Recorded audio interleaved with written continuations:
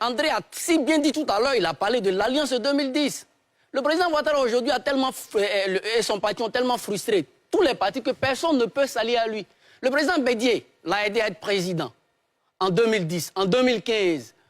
Le président Bédié avait la possibilité de surfer sur les frustrations des militants de Gbagbo pour se présenter. Il a lancé l'appel d'Oncourt en septembre 2014, espérant qu'il ait, je dirais, le tout en 2020. Le président Bédié a été frustré. On a vu lors de la désobéissance, sa villa a été encerclée. Bon, finalement, on voit ce que ça donne. Tidiane Thiam, lorsqu'il arrive, il veut se jouer les opposants angéliques. Il rappelle qu'ils sont fouettistes. Aujourd'hui, son discours est devenu très amer. Donc, personne n'a intérêt, M. Duncan, qui était RHDP de la tête aux pieds, on sait. Donc, toutes les alliances que Ouattara noue avec ses partenaires, tout le monde sort amer. Donc, aujourd'hui, c'est pourquoi vous voyez sur tous les plateaux, partout où ils passent, ils ne font que lancer l'appel au PDCI. C'est une occasion. Deuxième élément, en plus de son bilan, qui pour moi n'est pas aussi éloquent qu'on parle, en plus du fait qu'il ne peut plus avoir d'alliés, il a la question Guillaume Soro. Guillaume Soro, bon, moi personnellement, je ne peux pas conseiller la prise d'âme qu'il a faite, mais il demeure un acteur majeur dans l'accession du président Ouattara au pouvoir. Ce n'est pas moi qui l'ai dit.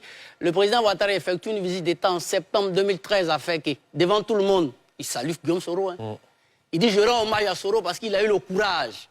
Là où nous, on voulait emprunter un chemin plus long, il nous a aidés à aller plus vite. Mais Guillaume Soro, en plus, si on veut surfer sur les contingents ethno- ou géopolitiques, mais Guillaume Soro, aujourd'hui, il a quand même ce petit poids-là. Donc Guillaume Soro n'est plus avec Ouattara, Bédié n'est plus avec Ouattara, Tidiane Thiam qui voulait se jouer les ouvretistes n'est plus avec Ouattara.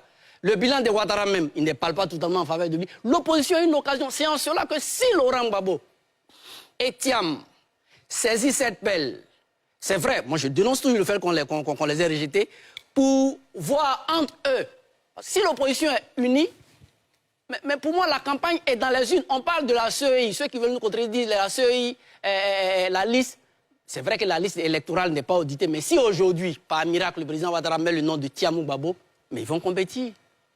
Ils vont aller aux élections.